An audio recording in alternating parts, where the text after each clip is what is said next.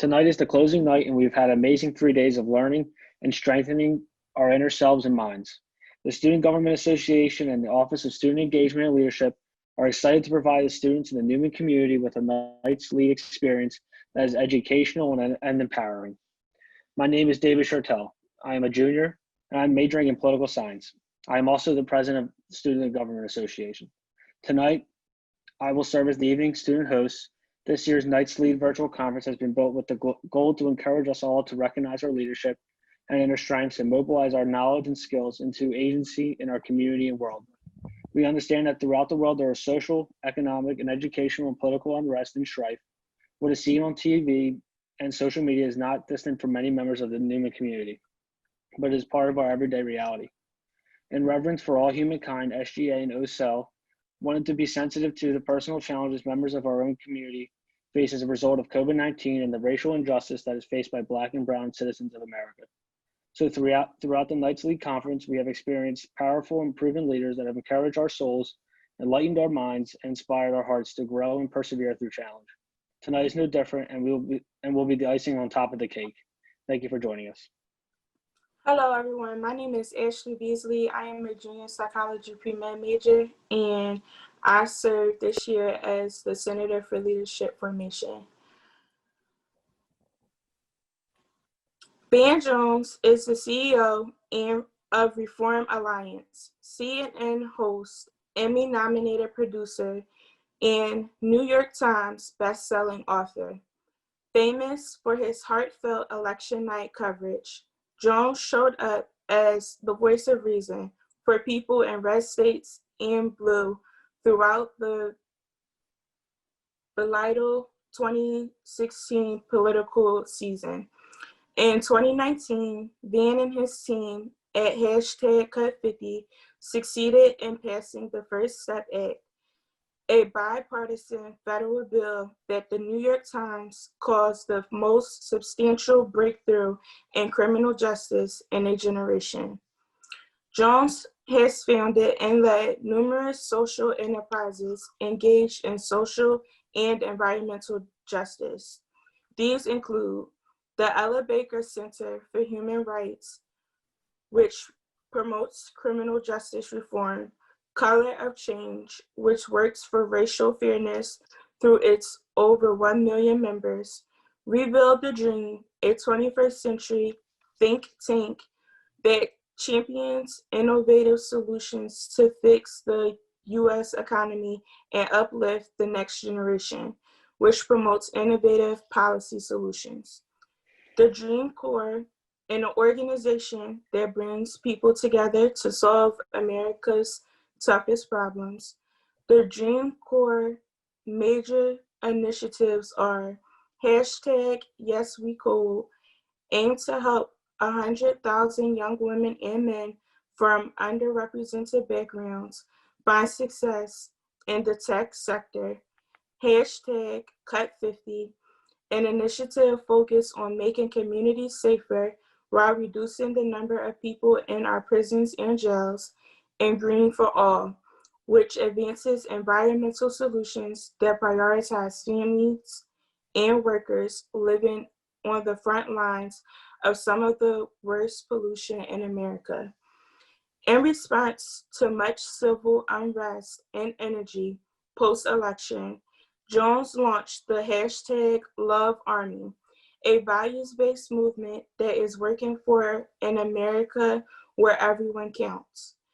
Magic Labs Media, which founded by Jones and where he currently serves as its president.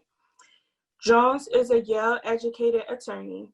He is the author of 3 New York Times best-selling books, The Green Collar Economy in 2008 and Rebuild the Dream 2012 and Beyond the Messy Truth in 2017.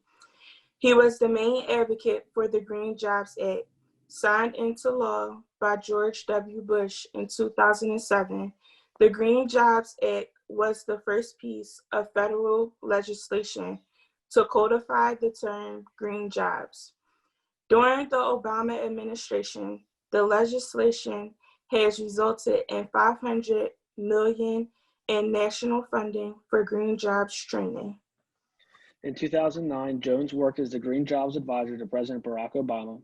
In this role, Jones helped to lead the interagency process that oversaw the multi-billion-dollar investment in skills training and job development within the environmental and green energy sectors.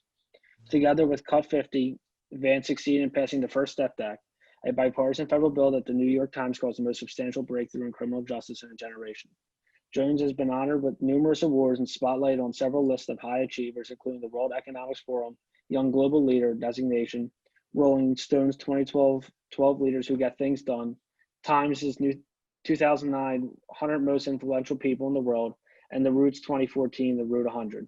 In 2017, Van Jones signed a management deal with Roc Nation, becoming the first political commentator and activist in their family.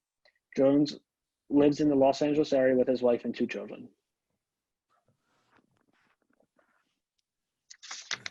Hello. Got the sunlight coming on my back. Let me scoot here. First of all, can you hear me? Do I sound all right? Well, look, I can't tell you how much I appreciate the opportunity to talk with you. It's a crazy year. It's a crazy year. And I cannot imagine what it would be like to be a faculty member trying to teach in the middle of all this, or a student trying to learn. But what I will say is that whatever your dreams are, whatever your hopes are, whatever it is you came to that campus and became a part of the student body to accomplish, can still be accomplished. But it will require this new generation to do things differently. I want to talk a little bit about what I have learned along the way. I was born on the edge of a rural town, small town in rural West Tennessee in 1968. It was the same year they killed Dr. Kennedy. They killed Dr. King. Same year they killed Robert Kennedy. It was the same year that the Democratic Convention was bloody. It was a year that they basically tried to stomp out hope in America. And I was born in that year. I've been trying to bring the hope back ever since. I've been blessed to work with and to get 4 US presidents in a row to do something I want them to do, which is very hard. It's hard to get the president of your college to do what you want him or her to do, let alone the president of the United States. But I was able, I want you to know this, because when I start telling these stories, I want you to really have an understanding that you can lead. It's not something that you have to be born into. Somebody has to give you permission to do. You can decide yourself what you want to see happen in your own country. And it doesn't matter if you have a Republican or a Democrat in office. It doesn't matter if you're rich, poor, black, white, brown, or otherwise. You can lead, but it requires a certain approach to life. I learned my approach to life from my father, who was born in 1944 in what you would call a shotgun shack. Now, you may not have ever heard of a shotgun shack, but that means the parcel of land is so narrow that the house is built where every room is behind the next room. So you could fire a shotgun through the front door, hit everybody in the house, and it would go out the back door, because the living room, the bedroom, the kitchen, everything is in one straight line. It's called a shotgun shack. My father was born in 1944. And he lived on Cable Street in Memphis, Tennessee, in what at the time was the biggest black ghetto in the South, called Orange Mound. My father, having been born into poverty, decided to join the military to get out of poverty. Everybody else in those days was running out of the military. My father ran into the military, trying to get out of poverty. And when he got out of the military, he put himself through a little small black college called Lane College in Jackson, Tennessee. And he married the college president's daughter, my mother, because my dad was no dummy. He's like, look, I'm gonna shoot for the top. And they had me, and they had my twin sister, and they worked together. And my father, working with my mother, put his little brother through college. And then he put his cousin through college. And basically everybody in my family who got out of poverty in part on this bridge called my father's back. He was that kind of a man. He helped our family. He was putting money on the table for scholarships and helping people buy their first homes. So literally everybody who got out of poverty in my family got out on this bridge called my father's back. And when I graduated from Yale Law School in 1993, he came uh, and surveyed everything, and they took a picture of him there. And when my father died, the picture they put of my on his funeral program was my father standing outside of Yale Law School with his hands in the air, saying, "Look at what we did." And he told me, he said, "Son, you're a ninth generation American. You're the ninth generation. Our family's been here that long, but you're the first one in our family that was born with all your rights. You were born in 1968. We got our rights, the 64, 65 Civil Rights Acts. So you're the first person in our family born with all your rights, and look at how well you've done." And that just shocked me. I hadn't thought about it in that way. Most of us, when we talk about these racial issues, these other issues, we act as if this was 1,000 years ago. But my mother and my father were born in segregation. My mother and my father were married in segregation. And I was almost born in segregation, and I'm not that old. I was born in 68. I'm not that old. You might think I'm that old, but I don't think I'm that old. I'm younger than Ben Franklin, and so I decided with that law degree. Here, my father had helped all these people with nothing, coming from a shotgun shack. And here I am, having graduated from the #1 law school in the world. 10,000 kids apply every year to go to Yale Law School. 10,000. They only let in 120 kids. And I'm one of those kids. I'm thinking to myself, how can I not outdo my father in helping people? How can I not help at least as many, if not more people than my father when he had nothing and he gave me everything? And so I left Yale Law School and I started working on causes of justice. I grew up in the church. That's not as popular today as it used to be. But I'm proud to say I grew up in the church. And Jesus talked about, what are you going to do with the so-called least of these? And by that, he meant the addicted and the convicted and the afflicted, the people at the bottom of society, the ones that don't have any money, the ones that can't afford a good lawyer, the ones who may not have food to eat. What are you going to do? He says, how you treat the least of these is how you treat me, because they're all children of God. So I thought to myself, well, let me help the least of these. My father helped his family members who were poor. Let me help other people who are not even my family members, and that will at least honor what my father taught me. And so I moved to Oakland, California. Now here I grew up in rural West Tennessee, public schools, went to University of Tennessee at Martin, undergraduate. Church every other Sunday. I'm not gonna lie, but enough I wasn't a stranger to them. Didn't go every Sunday, but I wasn't a stranger to them. And then I went up at Yale Law School with all the fancy people.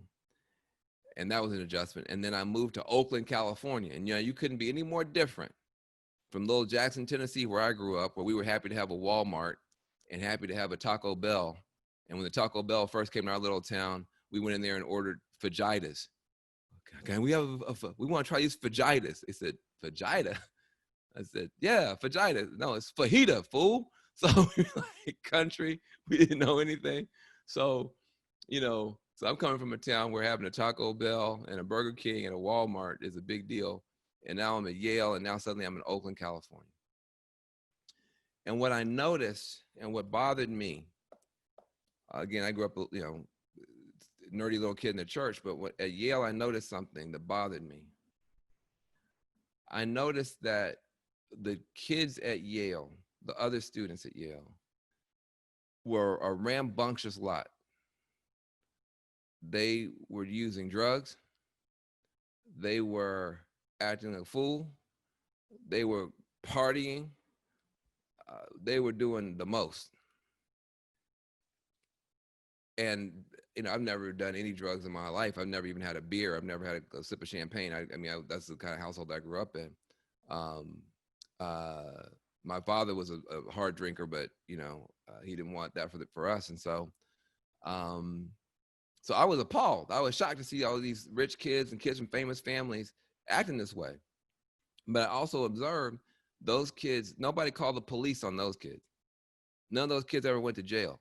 Nobody showed up at Yale with handcuffs, kicking in doors and grabbing kids from Yale and saying, "You're doing illegal drugs. You're doing illegal drugs. You're going to go to jail 15 years. You're going to go to jail for 20 years." They would just, if anything would happen, it would just be the school administrators would have them go into rehab, have them go into a program to help them. They would, or they would go to Europe for a semester. They come back and everything's all fine. And yet, a few blocks away from Yale's campus in New Haven, Connecticut, poor kids in housing projects, which we could see from the campus, were going to jail by the hundreds for using drugs.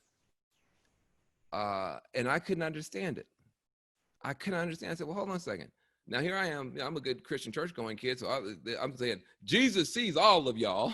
Y'all all going to hell. I don't know what you're doing, So I wasn't picking any favorites, but I noticed that the rich white kids, when they did illegal drugs, got help, and the poor African American kids, when they did the same drugs, same age group, within eyesight of each other, got sent to prison for 5, 10, 15, 20 years. And this just broke my heart. It broke my heart because my father had raised me, again, he's a military veteran, and he raised me to believe America was one way. And I was so shocked. And I asked the dean of my law school, I said, how is it, Dean Calabresi, that we can have kids on our campus not go to prison doing the same thing the kids are going to prison for? And he said something that changed my life. He said, well, Van, those kids in the neighborhood, they're drug pushers and drug dealers. Our kids are just experimenting with drugs. I said, I'm sorry? He goes, well, those kids in the neighborhood, those are drug dealers and drug pushers. Our kids are experimenting with drugs. I said, well, I can't find any distinction like that in the law. I can't find any distinction like that in the Constitution. Where is this distinction coming from? They're doing the exact same behavior and having completely opposite treatment. That's not equal treatment under the law. That's not the 14th Amendment. And he said, well, that's the way that it is. So this was heartbreaking for me. It was devastating for me. And I decided that would be my cause, to try to help the people who are going to prison and see if we could get some kind of justice there. So I moved to Oakland, California. Man, if you thought New Haven, Connecticut was tough on me, man, when I got to Oakland, Oakland is, it's a legendary town for a reason. It's a tough town, and there are tougher parts than others. And now here I am. I'm using my law degree. At this point, I'm 24 years old with a law degree from Yale, far from home, hung up my own shingle working with a civil rights organization. And I started to bring lawsuits against police departments that were discriminating. I was suing cops at 24 years old. Now, of course, my dad, who had been a cop in the military, and my Uncle Milton, who's a police officer in Memphis, were not happy with me. They said, we sent you to law school to go make some money. Now you're making trouble for other cops. I said, well, I grew up with y'all, and I know how you do. And, cops are just like anybody else that works for the city. You have good bus drivers and bad bus drivers. You have good school teachers and bad school teachers. You have good cops and you have bad cops. And so I said, I'm going to try to help make sure that there's some accountability, some justice. Well, I was successful. I was able to raise a little bit of money. I was able to hire a few little people. We were able to bring some lawsuits at work. And suddenly, by the time I get into my late 20s, I'm a little bit of a well-known person. I'm on the local television news all the time being interviewed. I'm on the local radio stations all the time being interviewed. When I go to the City Hall, Department of Hall of Justice meetings with police commissioners or whatever, when I stand up to speak, people are listening to me. Oh, here comes Van Jones. He's an important advocate. Ultimately, I wound up being able to close 5 abusive youth prisons that had been abusing young people and wasting money, making things worse. I was able to get a horrible police officer fired. I was able to help to reform the San Francisco Police Department and change their laws and change their rules so that the police could behave better. This is not last year. I'm talking about it in the 1990s. People always say, well, Van, you need to be woke. I'm like, man, I was woke before y'all had alarm clocks. I don't have to listen, y'all. I've been doing this. I've been doing this. So, but it's not easy. And, I find that there's 3 things you have to do to be successful when you first get started. If you want to make a difference with your project, with your business, with your enterprise, with your campaign, with your initiative. Number 1, I call it 3 M's. Number 1 is mobilize. I don't mean you have to lead a march of 1,000 people or 20,000 people. I just mean you have to do something. Like Nike says, just do it. Most people don't succeed in the end because they never even got started in the first place. They talked about it. They tweeted about it. They TikToked about it. They critiqued somebody else for doing it the wrong way. They wrote a paper about it. They talked to their girlfriend or boyfriend. They never started. They never did anything. Imagine if you are wanting to do something in this field of education. You think that everybody should be educated a completely different way. Well, God bless you. You could talk about that, go to conferences about that. But how about this?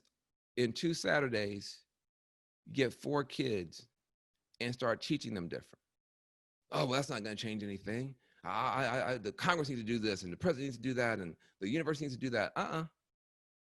Just start. Mobilization. Do something, even if it's small, that shows who you are and what you believe. Even if it's just 4 people, if it's just 1, get started. Now, 2nd M, media. Once you get started doing something, don't be one of these people who says, well, I'm not doing it for the glory. I'm not doing it because I want attention. I just want to help people. You are what is called a fool. Because if nobody knows what you're doing, nobody can help you do it. Take those 4 students that you're now teaching. You have a whole different way to teach math. You have a whole different way to teach history, or you have a whole different way to teach the flute, whatever it is. I'm just taking any example, education.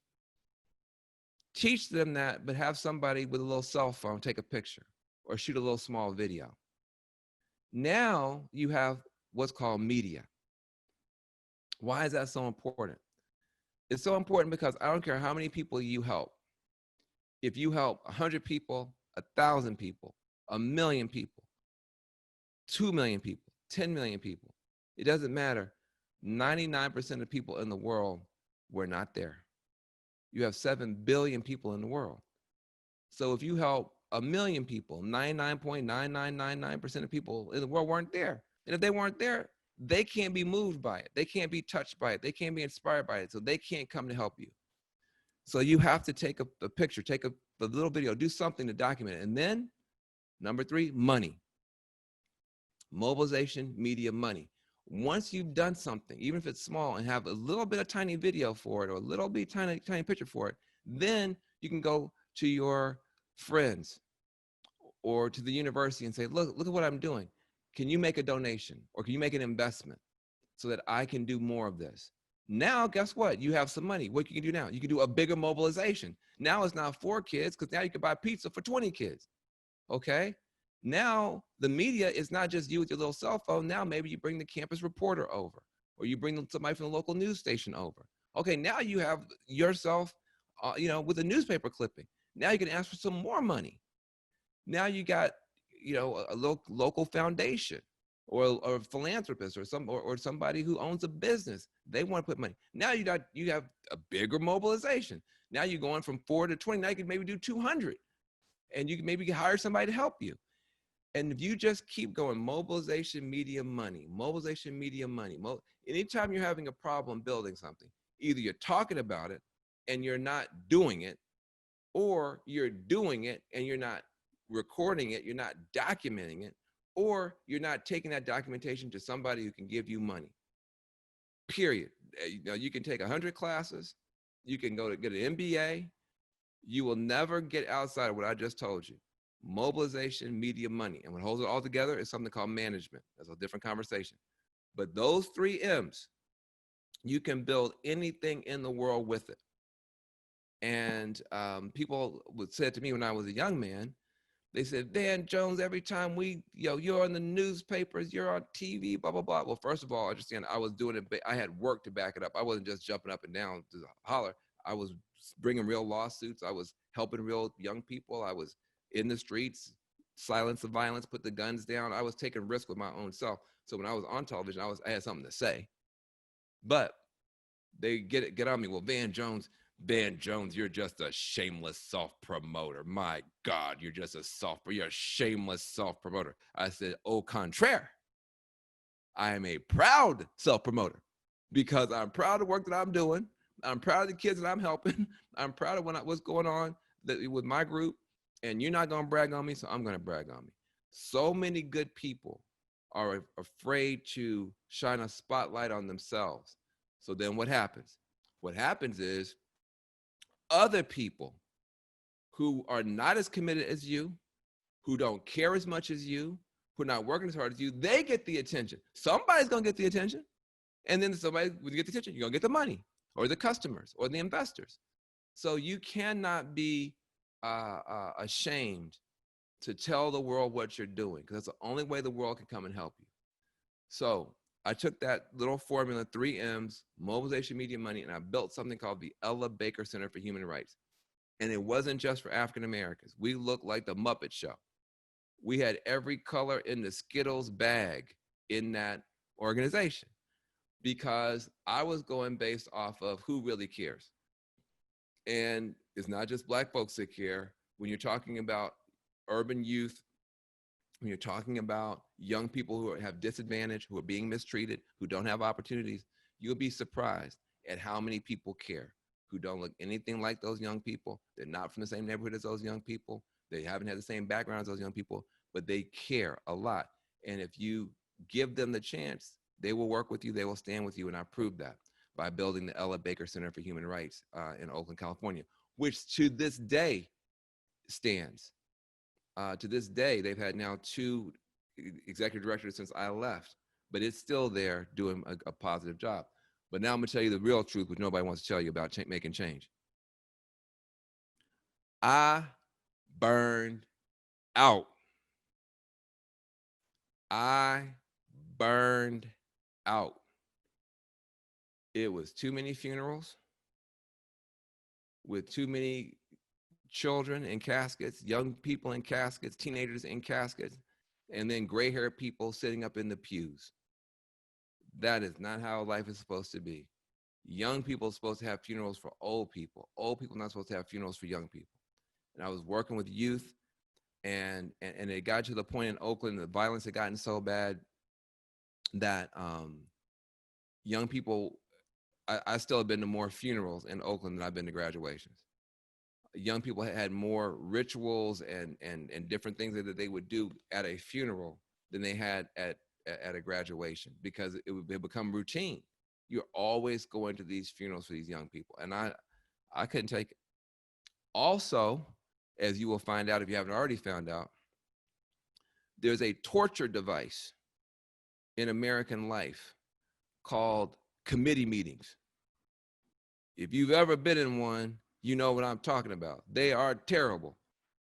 And at the community level, you have a community coalition or a community, and you trying to meet now in a community center that has very few resources. You're meeting with residents, grandmas and uncles and stuff who have been through heck and back, who are trying to make a difference in their city. They're not having their phone calls returned by the mayor or even by their own city council person. So what happens? We sit up at these committee meetings at the community level, and then the infighting starts because everybody is so hurt and everybody is so frustrated. Everybody is so broke. Everybody is so marginal, and we're not getting the services that we deserve, and the school isn't serving the kids, and we start fighting each other. And that's another source of burnout, constant infighting among people who are trying to make change. And then just just all these funerals. And now you guys, the young generation, you guys see it on these phones even to a higher degree than we did. Police killing kids, kids killing each other. Look, I didn't grow up with that. Like I said, I'm a kid from the rural South. So I burned out. I crashed. I hit a wall. I couldn't go forward. So I let the Ella Baker Center have another, after I built it up, somebody else took it over and they did a messed up job, but the person after them did a good job. But I had to get help. I had to get some help. Now, in those days, it wasn't popular to be a Black man saying, I need help. There was very little discussion about mental health. There was very little discussion about wellness, counseling, therapy. That wasn't a thing. But I was so burned out and so torn up inside that, I kind of snuck away from Oakland to get some help for myself. And the place that I went was a place called Marin County, which is about 20 minutes away from Oakland, maybe 25, just over a bridge. And when I got to Marin County to go to these different wellness centers, to go to these different retreat centers, these different Buddhist centers, meditation centers, it was like going into a different country, 20 minutes away from Oakland.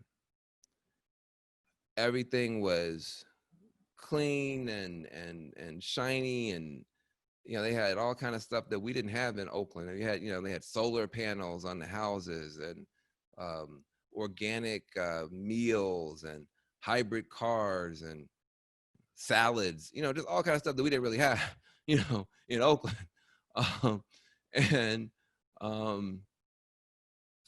And I said, what is this? And I realized that the whole new industries were growing up around solar industry, around, so you could power your buildings with no pollution, by the sunlight, hybrid cars, like I said, electric vehicles, all this stuff that was going on, and none of it was happening in Oakland at all. And so I'm going back and forth between Marin County and Oakland, and I realized we need, they'll call these green businesses, ecological businesses, eco businesses. I said, these businesses all have, they're green businesses, they have green jobs. And I said, we need green jobs, not jails for these kids in Oakland. And that slogan, green jobs, not jails, it landed in my mind like a light bulb turning on. And for the first time, I felt inspired again. Because just suing cops and trying to close prisons and going to funerals, it was important work, but it broke me down. Now I'm thinking to myself, wait a minute, when these kids come home from prison, where can they work? Well, we got all these new industries now. We have all these new laws passed to support them. But I did my research. We passed all these bills to support the solar industry, but the consumers, when they would order solar panels, 1 month later, still no solar panels. 2 months later, still no solar panels. 6 months later, still no solar panels. Well, hold on a second, what's going on? Well, they didn't have enough workers trained to put the solar panels up. Solar panels are wonderful. They do not install themselves. They don't climb up on your roof themselves and put themselves up. Somebody has to do that job. And so I approached the solar companies and I said, the most important work that needs to be done in America is putting up all these solar panels. Why not give the most important work that needs to be done to the young people who most need the work? Why don't we train these young people standing on street corners and who don't have hope and train them to put up the solar panels? And we got them, the Oakland City Council, to agree to create something called the Oakland Green Jobs Corps. And it was not a big program. It was just about 20 kids from Oakland, but we trained them to put up those solar panels. And now watch my formula. I didn't say I've got to go to Washington, D.C. and change every law in America. I didn't say I had to go to the United Nations and get them to change every law in the world. I said I went to the Oakland City Council and got enough support to train about 20 kids. 20 kids, there's 330 million Americans. I went to get money to train just 20 of them to put up solar panels. And then there's mobilization. I did something. I didn't talk about it. I didn't say, well, how come the governor's not doing it? How come the president's not doing it? I did it. I went down there and asked for the money. And I built a coalition to get the money. Then, number two, the very first time some of these young people, there's a project called Solar Richmond, and there's a project that we had ours. The very first time the Solar Richmond youth climbed a ladder, got on a rooftop wearing their orange jerseys, and properly set up a solar panel. I was standing on the ground with my friend Ian Kim, and I said, turn around. And he snapped a picture of all these young urban youth doing, hey, happy with these solar panels. And this picture was gorgeous. These young people looked like they could be in a Benetton ad. And the sun was shining down on them, and the solar panels looked great.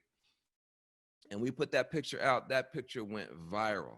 People said, what the heck is happening in Oakland, California, that Black kids are putting up solar panels?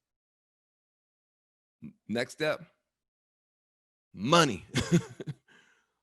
People said, hey, this is amazing. How do we get involved? And also, people just started copycatting it all across the country, to the point where I got a chance to work with Nancy Pelosi, who had just become Speaker of the House. This is all in 2007. And we got George W. Bush to sign a bill called the Green Jobs Act of 2007 to spread that little tiny program all across the country. I think it was $150 million to spread that program all across the country. It ultimately became $500 million. And it changed my life, because then, we doubled down. We launched a whole organization called Green for All to push this idea even further. And I got a book deal. The book became a bestseller. A guy named Barack Obama read the book. Suddenly, he's going to the White House, and his team sends for me to come to the White House. I said, why y'all calling me? And they said, well, we're going to have $80 billion with a B to spend on green jobs, which you popularized. Nobody had ever said before, green jobs, not jails. Nobody had ever said that green jobs should go to the hood, and now we got to, the economy's in the gutter. We're going to spend $787 billion to fix the economy. Of the $787 billion already approved by Congress, $80 billion is supposed to go to green and clean solutions like solar panels, smart batteries, all the stuff you saw in Marin County. We're about to do it nationally, and we want you to come and run the program. So here I am going from rural West Tennessee with my dad having grown up in a house, in a shotgun shack, and suddenly I'm in the White House working with Barack Obama to take my program, which we started off with 20 people, and it's now an $80 billion enterprise that I'm in charge of. Now, I say that because if you had asked me when I was your age if that was possible, I probably would have said probably not, because I don't know anything about the federal government. I don't know any presidents. I'm just a regular person. And also, I was going to the University of Tennessee at Martin, and that's not a very fancy, well-known school. And yet I can tell you that it happened, and happened with a very simple formula. And also, now when I got to the White House, I ran into trouble because some people in the media did a background check on. Some people in the media did a background check on me, and they said, well, hey, this guy, when he was in his 20s, he was a radical, suing cops and going to protests and stuff. We don't want this guy in the White House. So the heat got hard on me, and I resigned after 6 months. So that's the sad part of the story. But I was able to actually run a program, an $80 billion program for Obama for 6 months. And after that, I got a chance to teach at Princeton, and I was a fellow at MIT, and I worked with a guy named Prince, a rock star who died, and I got a chance to be on CNN TV. And but I'll never forget having an idea in my mind, and some of you have ideas in your mind. And when I said to myself, green jobs, not jails, I didn't know anything about the solar industry. I just knew that our kids needed jobs, and these were the next jobs coming. I didn't know anything about workforce development. I didn't know anything about the federal government. I didn't know anything about Barack Obama. I didn't know anything about Nancy Pelosi. All I knew was our kids needed jobs, and these jobs were not being done at a fast enough clip. I saw an opportunity, and I got people together, and we just did mobilization media money, and it went from just barely enough money to teach 20 kids to $80 billion. And, you know, if that was all I had done in my life, I'd been pretty proud of it. But I want to tell you one last story, and then I'll shut up. After I left the White House under some fire, I realized after a few years, I'm on television now. You know, I got a job at CNN. I can tell you that story if you want to know how I got on CNN, his own story, but I got there.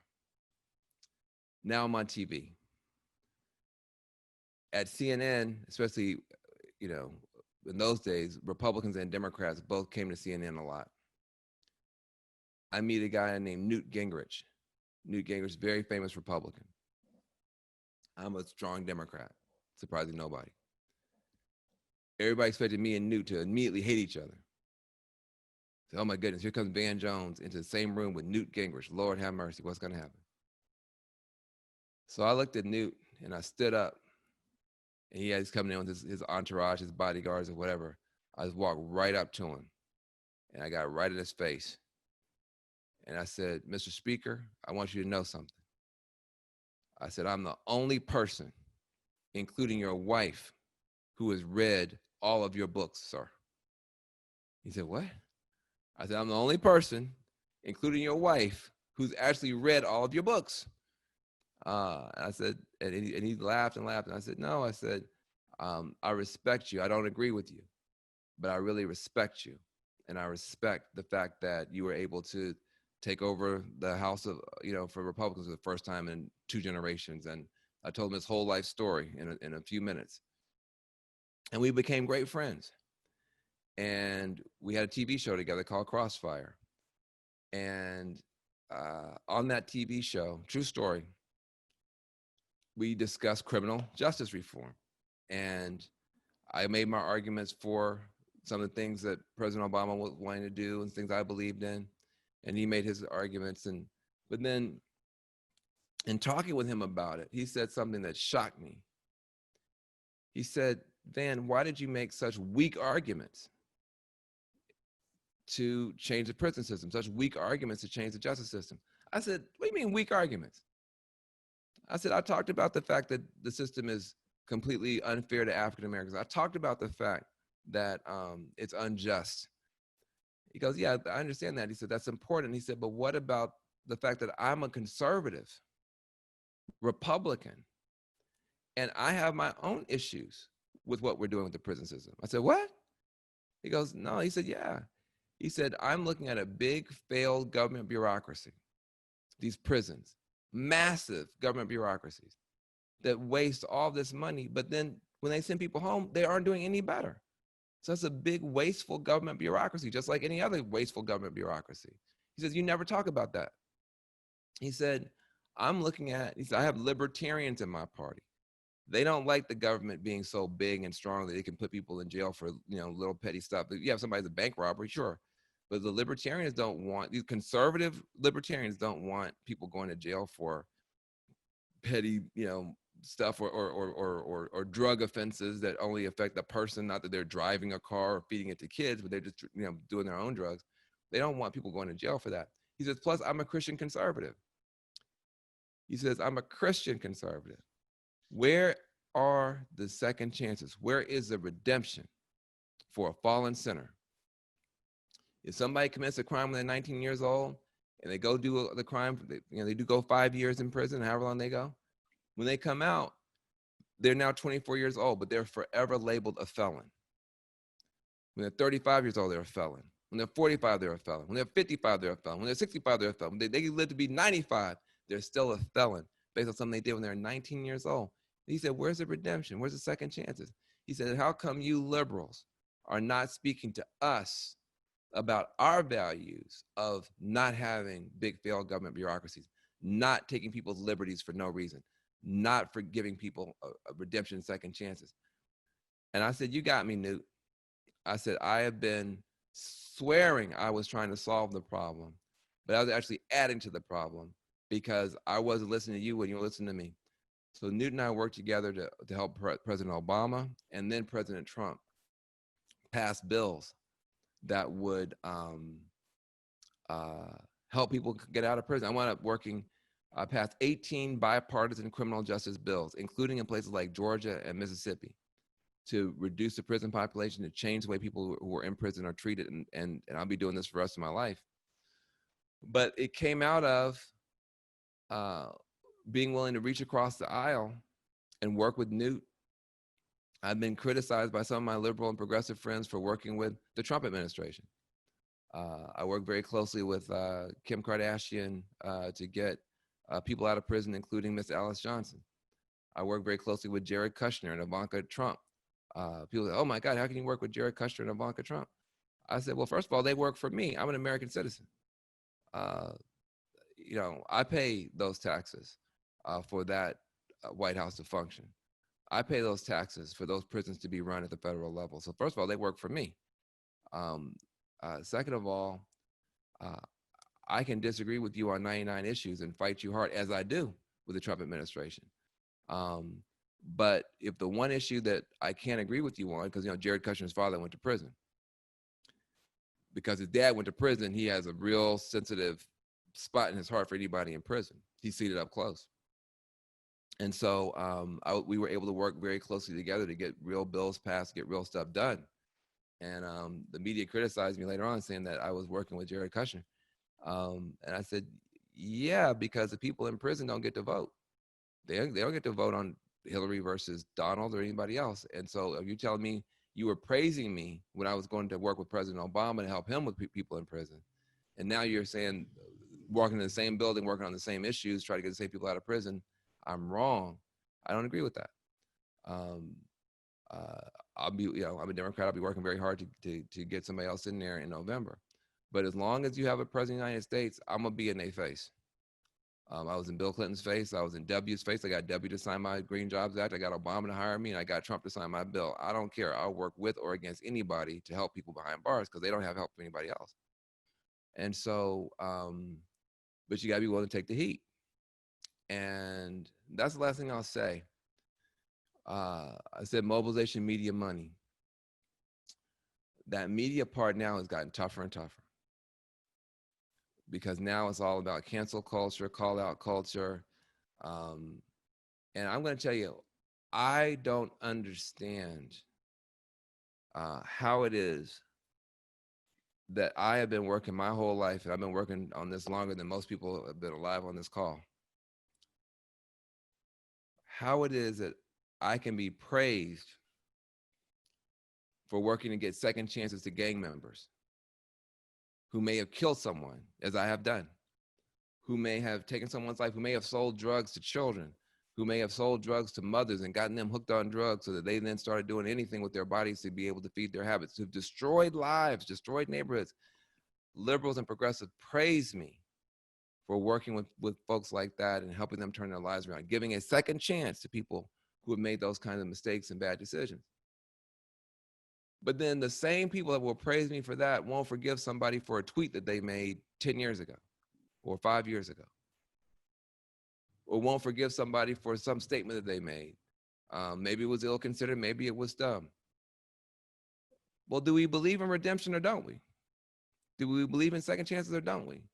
Do we believe that everybody has an opportunity, should have an opportunity to grow? If I'm going to tell you, I didn't like it when only the Yale students had a chance to make a mistake and grow, but the kids in the housing project didn't.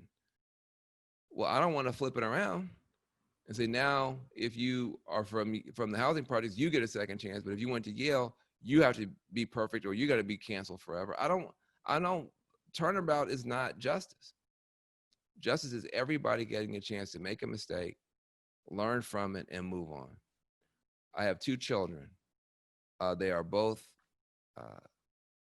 ungrateful and unemployed small people. That's all I can say about them. I don't know why they live in my house. I don't know how they got there.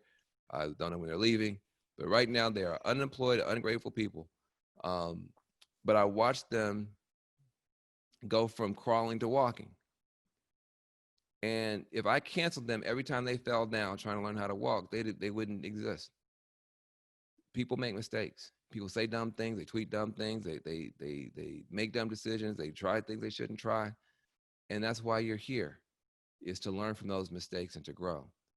And my prayer, as you guys go through what you're going through, your generation is going to be challenged like no generation ever. But I hope that you will cry when you're hurt.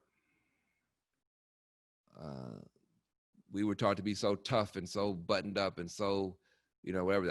It broke me down. I never was able to sit down and just cry and just feel, hey, this is too much a little bit, and get the help that I needed, and then stay in the fight. You don't want to just fall down and lay down and cry forever, but you do want to be able to cry when you're hurt. It's okay, and then get back fighting.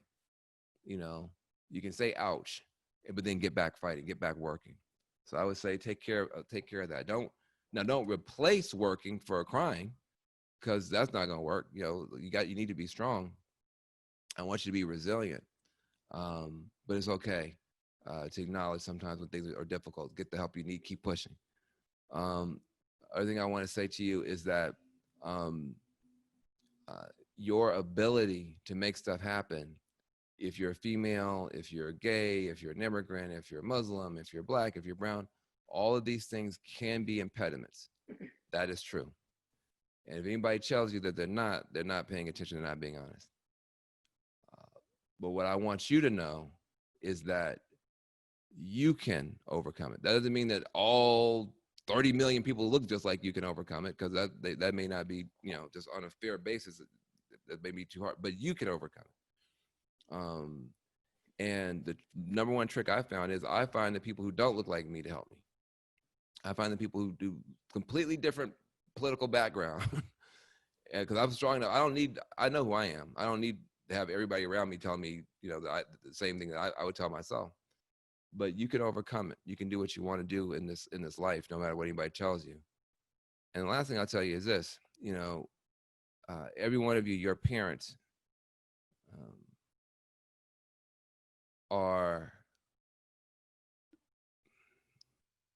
you're a miracle to them.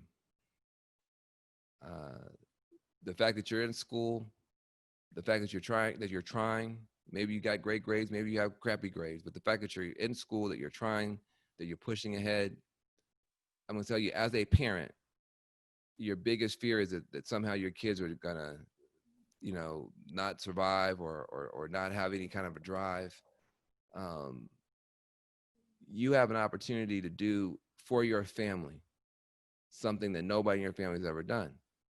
I don't care what your family is, because there's going to be new industries now. Same as the solar industry is. Solar industry is new. They're bringing artificial intelligence. They're bringing robots. They're talking about space. They're talking about all these different things that's supposed to be so far out of reach for you, but they're not. Everything I did was out of reach for me because I went to a modest school. But you can take this springboard and do whatever you want to with it. Somebody told me when I went to the University of Tennessee at Martin, and they said, it's not how low you start, it's how strong is your springboard and how hard do you hit it. How strong is your springboard and how hard do you hit it? I hit that springboard hard. I went to a school not unlike your school, from in a very small rural red state, Tennessee, blah, blah, blah, all that sort of stuff. I hit that springboard hard, and look at where I wound up landing. If you hit this campus hard, if you use your opportunities to try things and to lead and to take chances and to make mistakes and to learn, your resume is going to be very strong. You're not going to have just 1 or 2 lines on there. You're going to have 5, 6, 7 lines on there. Your grades are going to be good because you're going to be engaging and trying to learn. You say, well, I can't do all this stuff because of COVID. Well, figure something out. Do something that you believe in. Ask a professor to help you. Do something special. While everybody else is sitting around saying what they can't do, you do. You do so. Be an American, not an American. Be an American. You figure out a way to do something that's going to separate you and show your heart and show what you can do. And then when this COVID thing is over and you have your degree, you'll be miles ahead of your peers. A lot of people could have been on this call. Many of them decided not to. Shame on them. But that's good for you. Now you got some game that they don't have, and hopefully some inspiration as well. So I know there's some questions and stuff like that for the chat, however it's supposed to go. But I just want you to know that it's possible to get whatever dreams you have, you can get them done, as long as you are willing to work with everybody. Obviously, respect your own point of view, but work with everybody. Respect everybody. Respect yourself. Protect yourself. Heal yourself if you need to be healed, and then follow the formula of mobilization, media, money. You can get there. All right, guys. So if anybody has a question for Van, just state it in the chat, and Mrs. Ryder will go ahead and unmute you. I'm going to ask the first question. I'm a hardcore Democrat, Mr. Jones. My entire family watches you on CNN every night. My mom wanted me to tell you that she just loves you. That's the one thing she wanted me to tell you. Thanks, Mom. But my question is that we live in Aston, Pennsylvania, and this is a district that Trump won. I just drove by a Trump rally, not rally, but it was outside the Aston police station. And I'm wondering, how do you think Joe Biden can win back Pennsylvania? And do you think he's doing enough to win it back? Well, again, hopefully we have some Republicans to ask some questions as well. Since I love both parties, I just vote for the Democrats, but I love both parties. What I would say is that I don't know. I think that I think Biden did a good job with his convention and clarified himself as a man of compassion and empathy, and pointed out a bunch of Trump's flaws. But I think when Trump came back and said, basically, I'm strong and you're weak, and I'm going to bring law and order and you're going to let the country go to hell, I think that was a strong counter argument. And so I think that Biden needs to show his own strength now and clarify why he thinks that his way will work better. Trump is kind of almost convincing people that everything was great before COVID. And if we can just get a vaccine, they can go back to being great before COVID. But that's a matter of opinion. It couldn't have been too great because he lost the House in 2018. So it couldn't have been too great. People were mad at him, and his opinion and his approval rate is in the garbage can. So there were things that were going on in terms of healthcare, in terms of some of the quality of these jobs that he's always bragging about not being there, and the environment not being taken care of properly, and just a lot of shenanigans that people are uncomfortable with. So I think Biden's great weakness is that he seems old. He seems like he may not be up to the job, but also he's tougher on, he can tell you more about what Trump did wrong than explain what he wants to do right and why it's going to work. So he's got to clarify that. Trump's big problem is he just pisses off a lot of people. And so you've got his hardcore base of supporters, which may be enough to squeak him by, but he would be better off if he could hold on to some more of those suburban women and some of the other people he had earlier. Now what he's going to try and do is scare the heck out of everybody with these riots and tell suburban women, hey, you better stick with me, otherwise the Democrats are going to have riots in every community. And that fear can make people move from maybe where they thought they were going to be. People might surprise themselves having people go and vote for Trump who never thought they would vote for him, or who just stay home because they're just so confused by all this unrest. So I don't know. I can't call it yet. But what I would say is that if I were a young person, the same way the convention, did you watch the convention, David? I did. Mm-hmm. You remember how in the convention, like for the first 3 days, you didn't even see Biden? It was like every other Democrat, Mm-hmm. like, yep. Looked like a big birthday Zoom party. I was like, what the heck is this? This is a convention? That's the way to think about it. Think about it as the Avengers versus Thanos. All right? If Trump is Thanos, everybody should run against Trump. Don't wait for Biden. You make your own videos. You make your own posters. You organize your own Zoom calls. Don't wait for the campaign. You already know who you're voting for. And I say it for both sides, but especially for Democrats, it's got to be everybody versus Trump. Don't even worry about what Biden's going to do. What are you going to do? The Democrats have to win Pennsylvania and they have to win Wisconsin, period. There's no other way. We're probably going to win Michigan anyway, but we'll probably lose Ohio, which means we have to win Wisconsin. Of the three, you say Michigan, Pennsylvania, Wisconsin. We have to win all three, assuming we lose Ohio, or we can't win. Trump only has to win one. If he can win Michigan, which he won't, if he can win Wisconsin, which he might, or if he can win Pennsylvania, which he might, that is game, set, match. He's president for 4 more years, period. So it really comes down to you. Now, if you love Trump, you should be fighting very hard to keep him in office. But if you don't love Trump, you should be very hard. And every single vote, you can't have one student that says, oh, well, I don't care about voting, but every single vote will matter in Pennsylvania. But I wouldn't wait for Biden. If I believed in the Democratic Party, I would just do my own thing. Thank you. We have a question from Dr. Nathan Hardy. Dr. Nate, I just unmuted you. Okay, good. I was typing into the chat, but now I can say it in person. Mr. Van Jones, I must say this is a great honor for you to be here. As soon as I heard that you were going to be here, the second I got the email, I circled it on my calendar. Well, thank you. I appreciate it. I'm glad. I can't believe this. I've watched you so many times on television. Can't believe I'm right here talking to you. So, well, it's an honor for me as well.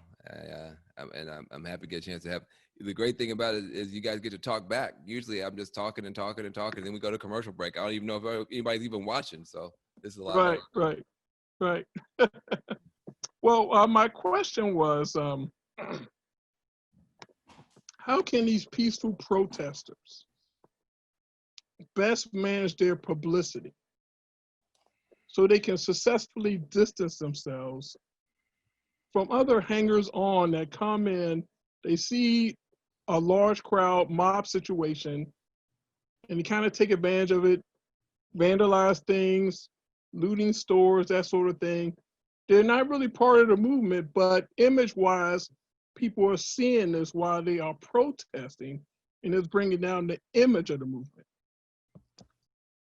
It's the toughest problem for this new movement because in the age of TikTok and Twitter and social media, there's no one leader. It's not like you can have just one person come and just say, hey guys, enough, knock off the crap. Nobody knows who to interview, nobody who knows who, so somebody could be right now saying, hey, knock it off. The reporters can't find that person. So whatever idiot is out there acting like a knucklehead and a fool, that person's gonna get all the attention. And then you have some, young people, who they're confused. Is this good or bad? We grew up, they were very, very clear with us as young activists, Dr. King, nonviolence, blah, blah, blah, blah. You got a generation of people, they look at Dr. King, Ronald McDonald, and Mickey Mouse is the same thing. They know he's like an American icon, but it's not like they've gone through trainings and workshops to really understand nonviolence. And even in the 60s, when they had nonviolence, there were also riots. And so that's a very hard thing to do. But all I can say is that those of us who, I just say all lawlessness matters. We have lawlessness in some police departments. That matters when we're opposed to that. These peaceful protests we like, but there's some lawlessness at the edges of these protests that matters. I'm against that. I don't believe in burning down nobody's business or shooting anybody on either side. And now we have these vigilante groups, these so-called militia groups that are shooting people, and that's lawless as well. So we have a spiral of lawlessness. I want Biden to stand up against all of it. I want him to stand up and say the police need to follow the law, protesters need to follow the law, the vigilantes need to follow the law, and if I'm president of the United States, you're all gonna follow the law, as opposed to Trump, who just wants to pick on the protesters. He's not saying that much about the police being lawless. He's not saying that much about the vigilantes being lawless. He's just picking on the protesters. I don't think that that's right. I think it's frankly very dangerous because it gives a green light to lawless cops and lawless vigilantes. But Biden needs to get a lot louder, from my point of view.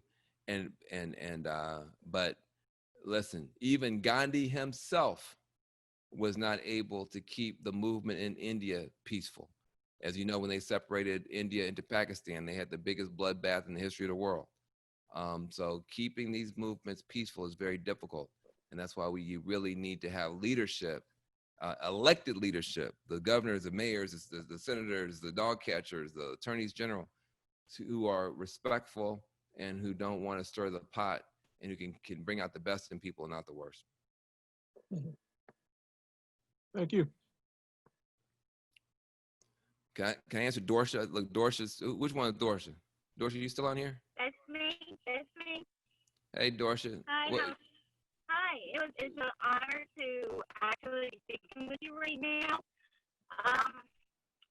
I just wanted to ask, what do you say to like the undecided like myself, who cannot see myself voting for Donald Trump because, especially as an immigrant, see how he handled the whole immigration system with, having those kids separated from their parents and so forth. But don't trust Joe Biden and have the thought that Joe Biden only chose Kamala to get the black vote and, being put off by his statement that said, if you don't vote for me, you're not black.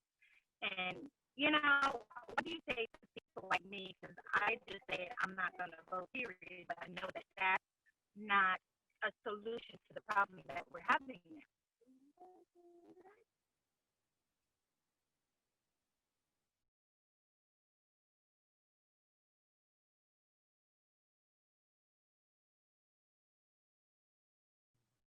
Okay, somebody had muted me. Okay. So look, I'm gonna tell you the honest to goodness truth. I would never lie to you. You cannot get everything that you want by voting. There's a lot of stuff you want in your life. You cannot get everything you want by voting, but you can lose everything you got by not voting.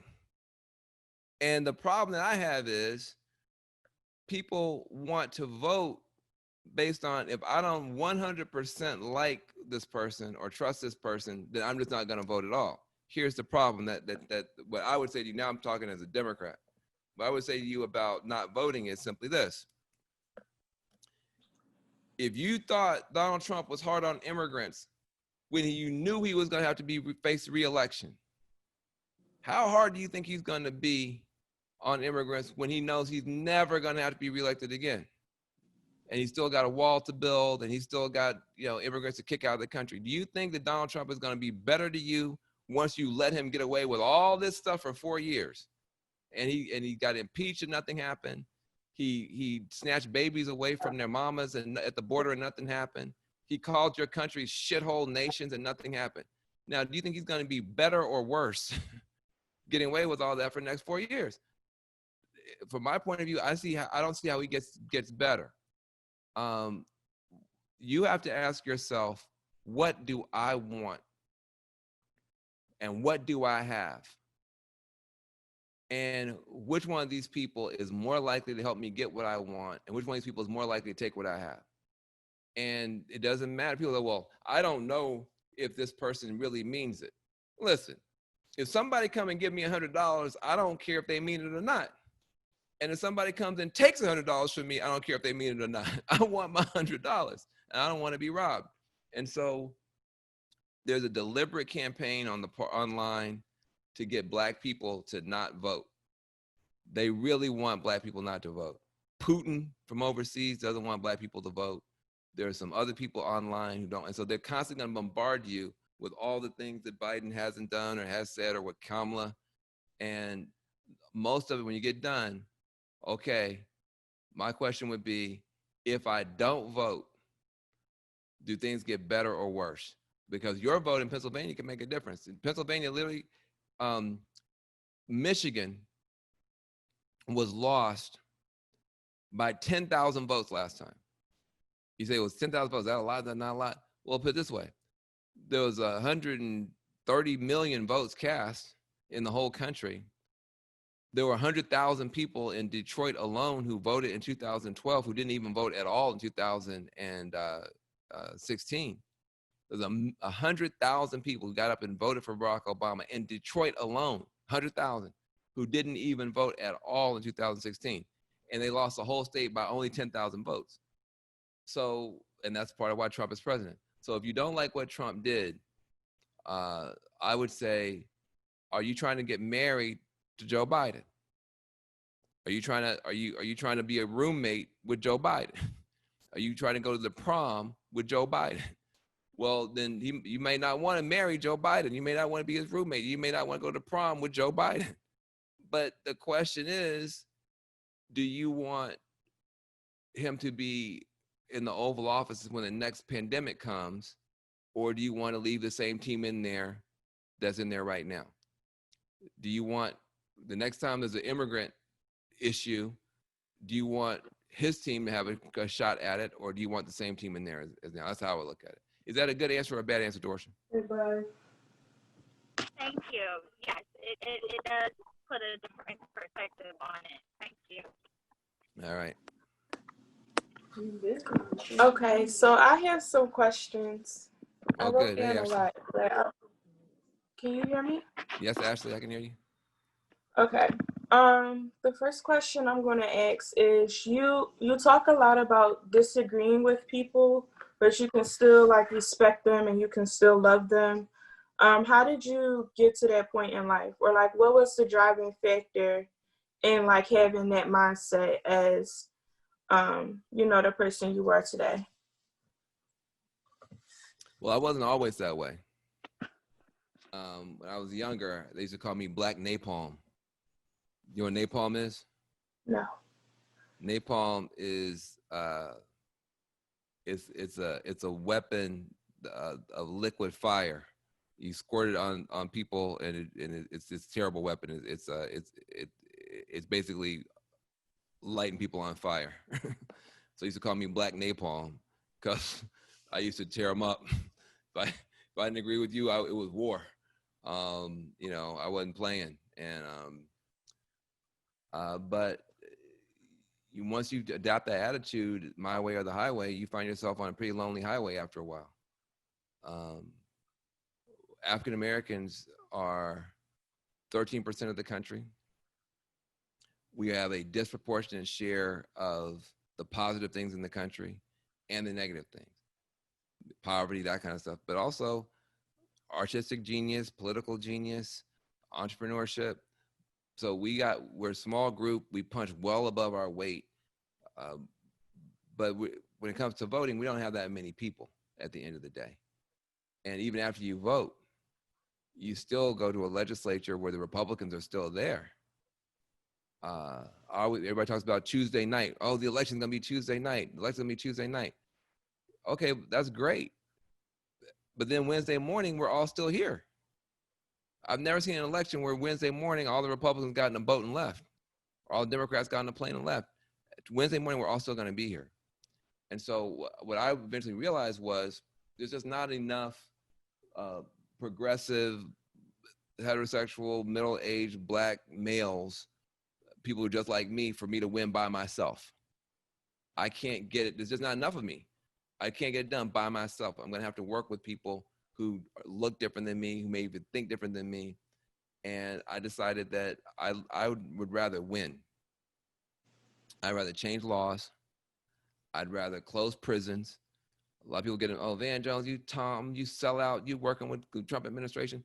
I said, before I worked there, I closed 5 abusive youth prisons. How many have you closed?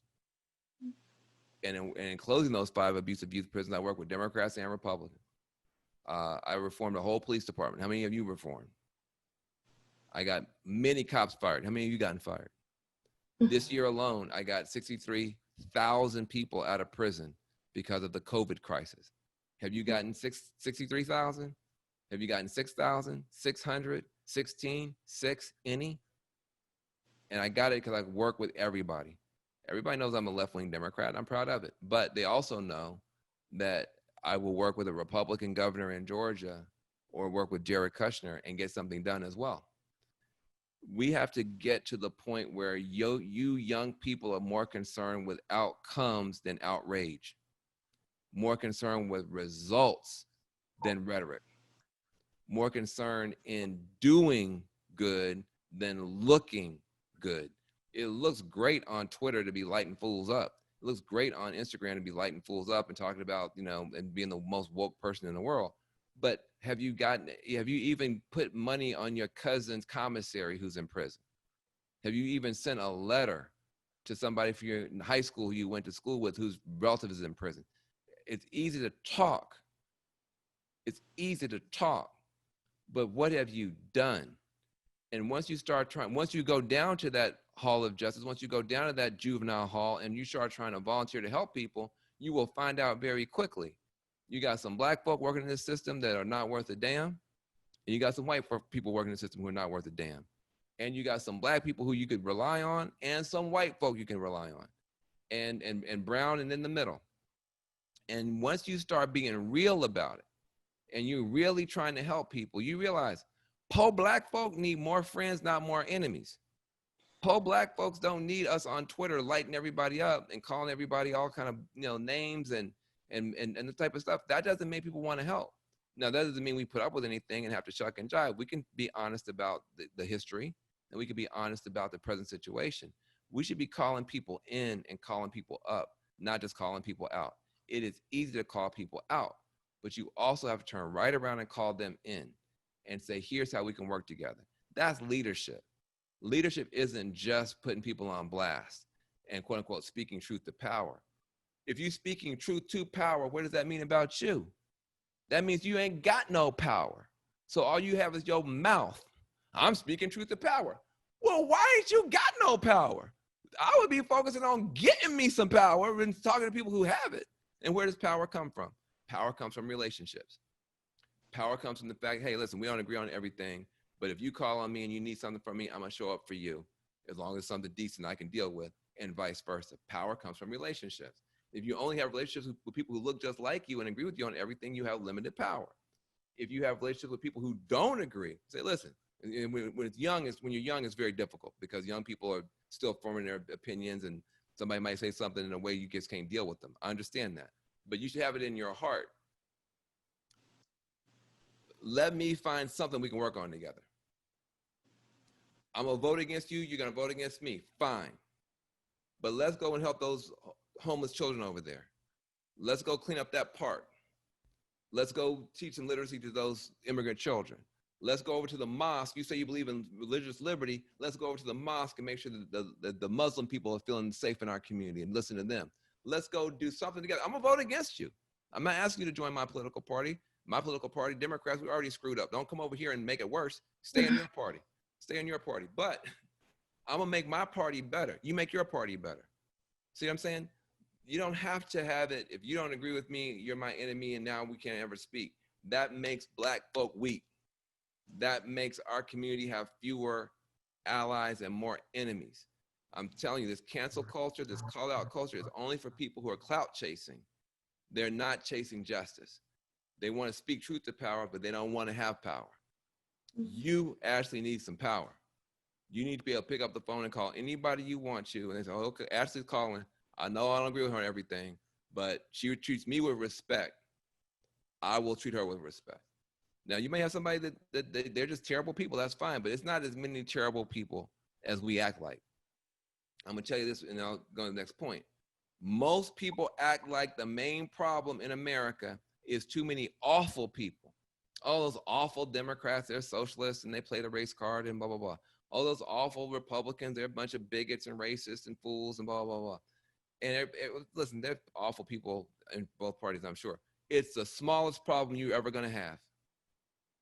The smallest problem you're ever going to have is the awful people of another race or the awful people of another political party. The biggest problem you're going to have your whole life is so many awesome people in both parties and of all races and all faiths who just don't know what to do, who just don't know how to help, who don't know how to talk to each other.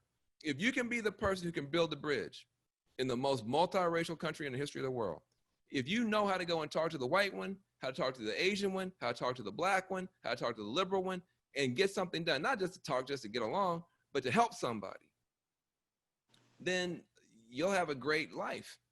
But if you fall into this BS now, where if you don't agree with me on everything and every semicolon, every comma, and every pronoun and everything, else, and you don't agree with me, then you're my enemy.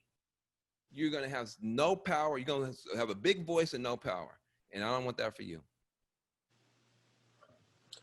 Thank you. I'm going to ask one more question, then let someone else ask a question. So it says, like, did you ever, like, lose hope? And then were you ever afraid to, like, step out and over that, like, fear, or get over, like, that hurdle of, not being good enough, or being scared, or not having the resources? Shoot, I did that today. Yeah, that's a part of it. No, I lost hope last week. That Republican convention put me under the bed. I was like, I don't even want to come out. It's too much. But no, it's that's a part of it. See, what is faith? It's facing your fears and moving anyway. And sometimes you win, sometimes you lose. Sometimes stuff works out, sometimes it doesn't. But I'm going to tell you, and when you get to be my age, you regret the things that you didn't do. You regret the things that you didn't try. You regret the chances that you didn't take. That's what you regret. When you're young, you're like, oh, well, I don't want to do that. I might regret it. That's the same thing you're going to be looking back on years later. I regret I didn't do it. And we're taught not to believe in ourselves. I don't just mean black people. I mean, the society is constantly saying, look, if you're not a woman who weighs 99 pounds with double D breasts and blonde hair and blue eyes, and you're ugly. And I mean, that person doesn't even exist. Half the pictures they have in these magazines, the women don't even exist. They've been airbrushed and changed to the point that no human could even look like that. But you hold yourself accountable to those images, and hold yourself accountable. If you're a guy and you don't have a Maserati and a jet plane and 20 girlfriends and this type of stuff, but then you're less than. Who has all that? That's just music videos. It's not even real. The guys in the videos don't have all that stuff. Those are paid extras. But you're put in a situation where you're constantly feeling less than, and constantly feeling like you're not good enough. And then you look on Instagram and TikTok and everybody dancing, having a good time, and you act like you're comparing your private life to their public presentation. That same person on TikTok making a little happy dance move or whatever, half an hour later was crying and getting evicted and having problems with her parents just like you. But you're looking at you're comparing your inner world to their external presentation and feeling less than. And that's just a part of it. And you know what? Here's how you get over it. Think about the people who don't have anything. That's what gives me the strength to stand up and do what I do. I can sit up here and feel sorry for myself all day long. But then I think about Miss So-and-so from Oakland, who's sending her kid out the door right now at 3:26 p.m. on the West Coast, sending her son out the front door. She may never see that child again. Maybe killed by a gang member, maybe killed by a police officer. And she knows it every day. She lives with that. What would she want me to do in my position? What would she want you to do in your position? You have to think about bigger issues. Think about the fact that on June 22nd of this year, the Arctic Circle was 100 degrees. The North Pole was 100 degrees. You're living on a planet that's about to die. What do the future generations want you to do? You have to give yourself that bigger stage, that bigger calling. What do the babies want you to do? What does the earth want you to do? What does God want you to do? And then you can step forward. But if you look at it from just, what do I want to do? Well, this person might criticize me, and who am I? It's the other thing they always want to tell you. Well, who are you? Who does she think she is? Who are you to ask? Well, who is anybody? Who are you to ask me, who am I? Who are you to ask me, who am I? Who gave you that right? Are you God? See what I'm saying? You have to come up with a lot of mental tricks in your head to get to greatness. You have to develop your own Jedi mind tricks. But you are worthy, Ashley. You are worthy. God didn't put you here by accident in this time in this place for no reason. He didn't put you in this generation for no reason. When the game is on the line, God puts in the best players. The game is on the line in this century. We're either going to have a new dark ages or we're going to have a new enlightenment. We're either going to go down the road to hell or we're going to start climbing up to heaven. And it's going to be your generation that plays a huge role. And so you're not here for no reason. And you can trust me on that.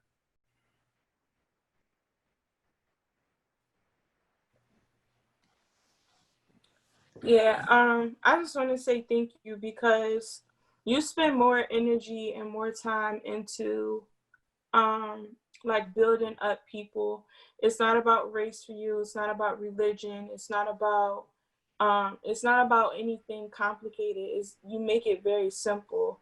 We gotta love each other, we gotta support each other, we gotta build each other up. And I think that's something that we gotta do better overall, like the Black community, the white community, the Muslim community, the Christian community. We all gotta work more towards how you think. And so I just want to say thank you for encouraging me. Thank you for giving me that insight. And I'm done. All right, Ashley, I appreciate you. We had a question from Dr. Marisa Rauscher. Hi, Mr. Van Jones. I'm a super fan. Oh, good. But Thank I want you. to say that it was really inspiring to kind of come after Ashley because she asked a lot of questions about what I was interested about. So thank you, Ashley. That was amazing. And thank you, Mr. Van Jones. Good stuff. You know, I'm a super fan because when I watch you as a contributor, an expert, an analyst on CNN, I see something that I don't see regularly. I see a lot of grace and a lot of empathy. And Ashley's, first question asked you about, how are you working with all? And then Ashley ended with like relationship and love and connection.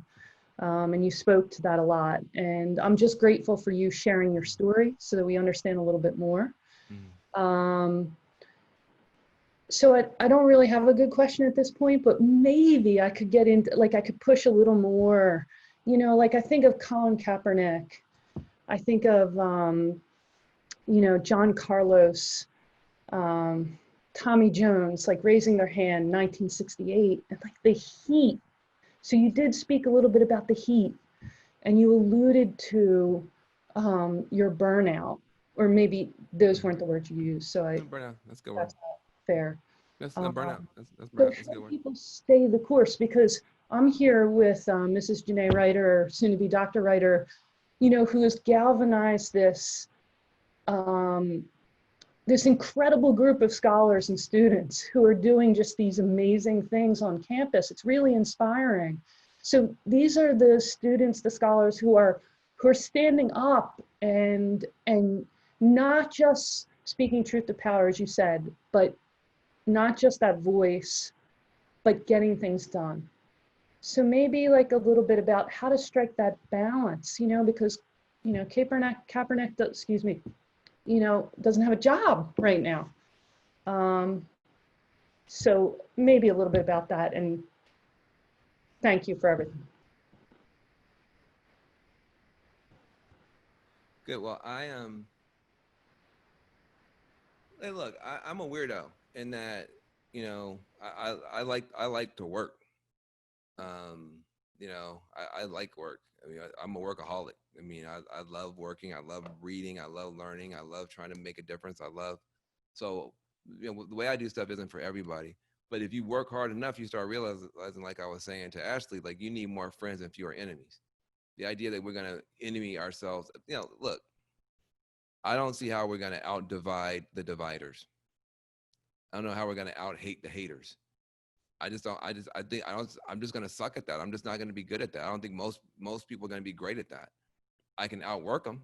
I can outlove them. I can outlast them for sure. And so you know, I spend time, not as much as I need to, but I learned how to meditate. I spend time in prayer. I listen to a lot of gospel music, a lot of like Christian inspirational music, Bob Marley music that is really designed to nourish your soul and to give you, to give you a connection to something bigger than yourself. But look, I know I'm a weirdo. Look, everybody's not supposed to do what I do, but everybody can do. We don't have to feel this bad. I mean, if you look at what they're doing to us, man. You look at this TV, and you'll feel like the whole world is full of terrible people and everything is lost. And then look at these devices. We think we're programming these phones. These phones are programming us. We think we're programming these phones. They are programming us. I'll tell you, honest to God truth. I, after the 2016 election of Donald Trump, I felt like I didn't know enough about my conservative friends. So I was like, let me look on my social media. First of all, I'm gonna tell you 3 things that you don't know. First of all, the recommendation engine on here is designed to divide us. If you follow 2 liberals on Instagram or 2 liberals on anything, they'll recommend 1,000 more liberals or 1,000 more conservatives. Whatever you started, that's what they're going to keep recommending. So then you'll have 1,000 tweets or posts all from the same perspective. So what did I do? I deliberately broke the recommendation engine on my social media.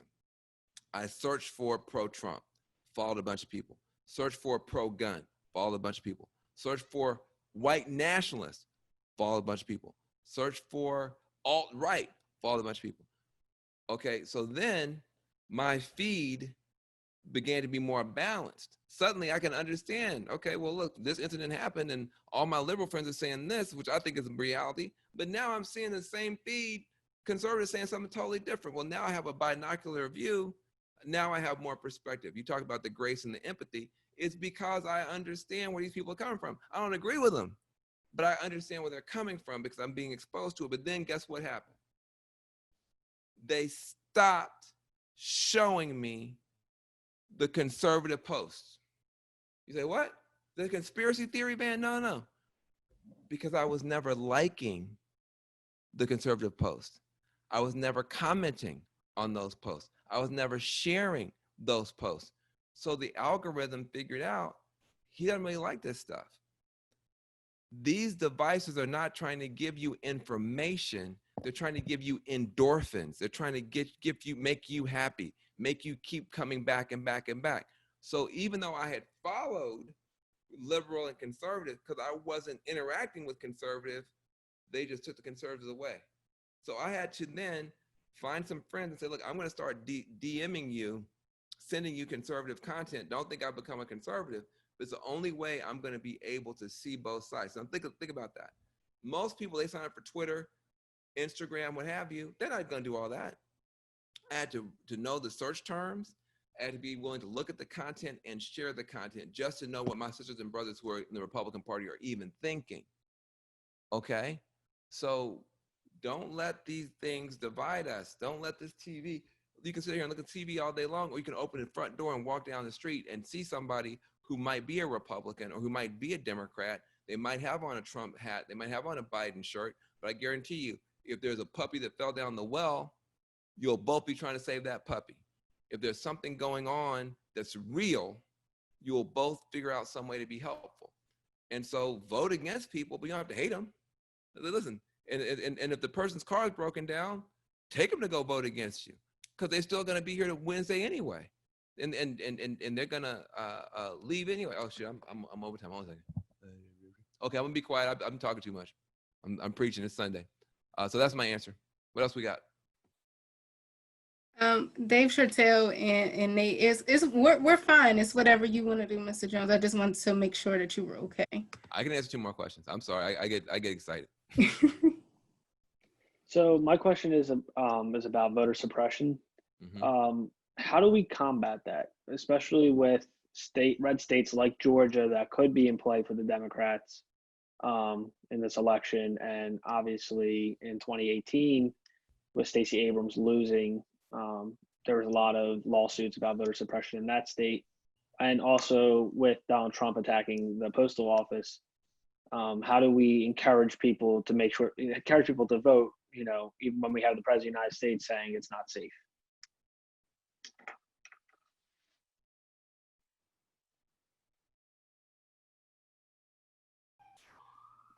Look, at your level, focus on the things you can control. If I can tell you one thing in life, most people waste their lives focusing on things they have no control over. You have two circles, your circle of concern and your circle of influence. Most people ignore their circle of influence and spend their time in their circle of concern. What's going to happen with the post office? What's going to happen with this? What's going to happen with that? It's a good way to waste your life. You have a circle of influence. You get your 100 people to go vote. You make sure that your 100 people who you care about are able to go vote. You focus on that.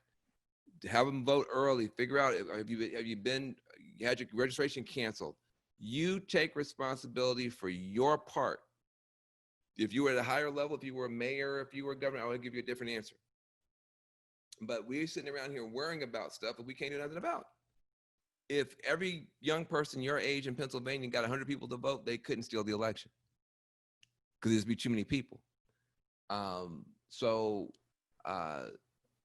will be lawsuits. You're not a lawyer. There will be, this thing may get contested all the way up to the Supreme Court, or contested even into Congress or the Electoral College. You're not a congressperson, you're not a lawyer, you're not a Supreme Court justice, you're not an elector. So none of that has anything to do with you. You get your 100 people to vote, and get your 100 people to get 100 people to vote, and you'll win the election by yourself once that math starts kicking in. So don't get distracted by all this nonsense. Hey, yeah, listen, people gonna do bad stuff, but that's life. Just like if you were in a burning building, get your baby and your puppy and get your butt out the building. Now, is the fire truck's gonna come, and do they have enough water pressure in the hose and blah, blah, blah, blah, blah. Like, dude, are you a firefighter? Then get your stuff out the building, all right? And leave it to the fire department to figure all this other stuff out. That's my honest answer there. Thank you. Okay. Yeah, I had a question. How can this nation install the police reform needed to stop this police violence against Blacks that has led to this ongoing protest? I know you've been working with police departments and had legal cases against them. What do you think on a national scale, what can be done about this? Well, I can tell you the problem is very simple. It's very straightforward. If you took 800,000 people,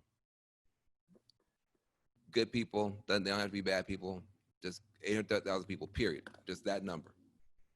That's the number of police officers that we are blessed to have in this country.